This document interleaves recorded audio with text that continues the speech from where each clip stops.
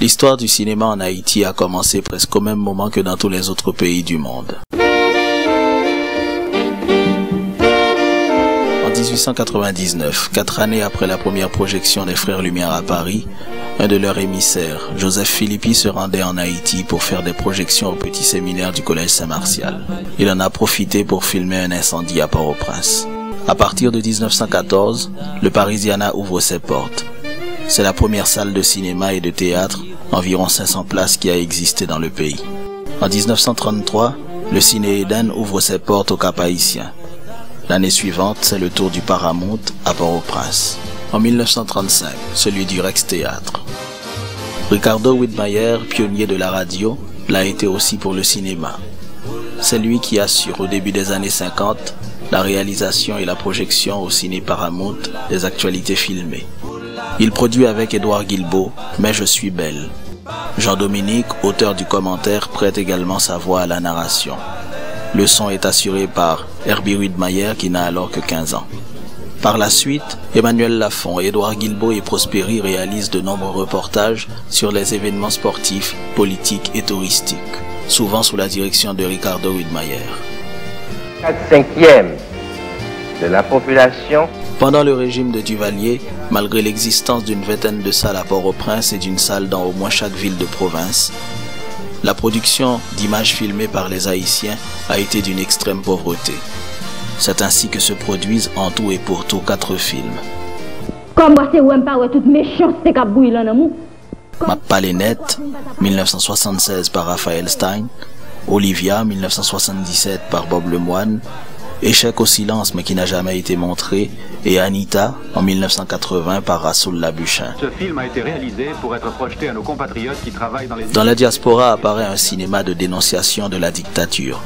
D'abord avec les documentaires d'Arnold Antonin dont Haïti, le chemin de la liberté, Art naïf et répression en Haïti en 1975. Yon fleur, pli soufflet, ça fait un bouquet fleur. Un tonton Macoute, petit lettre poète, et le droit à la parole en 1980.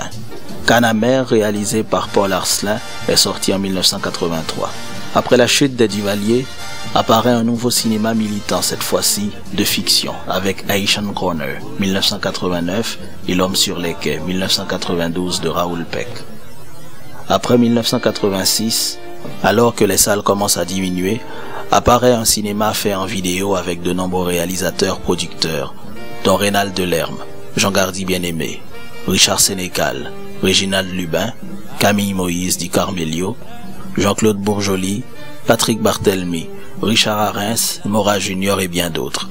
Arnold Antonin lui-même se lance dans une série de documentaires et des films de fiction avec la vidéo. Entre-temps, il y en a d'autres qui ont continué à faire des documentaires comme Mario Delatour, Les Sœurs Magloire, Karl Lafontaine, Anne Lescaut, Franz Voltaire, etc.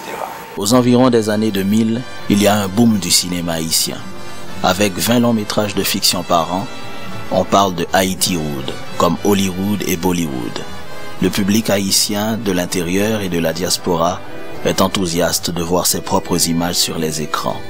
Mais les fruits ne tiennent pas les promesses des fleurs.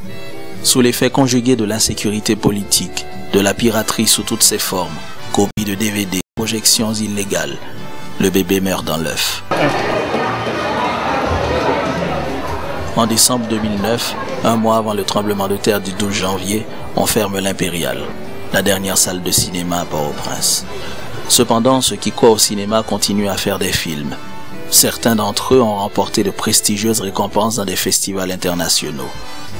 Et les hommes de culture et les cinéastes haïtiens se battent aujourd'hui pour la constitution d'un fonds d'appui à la création cinématographique, la réouverture des salles de cinéma, la création d'une cinémathèque pour la conservation de notre mémoire filmique et la création d'écoles pour la formation technique et esthétique de nos cinéastes et de nos jeunes.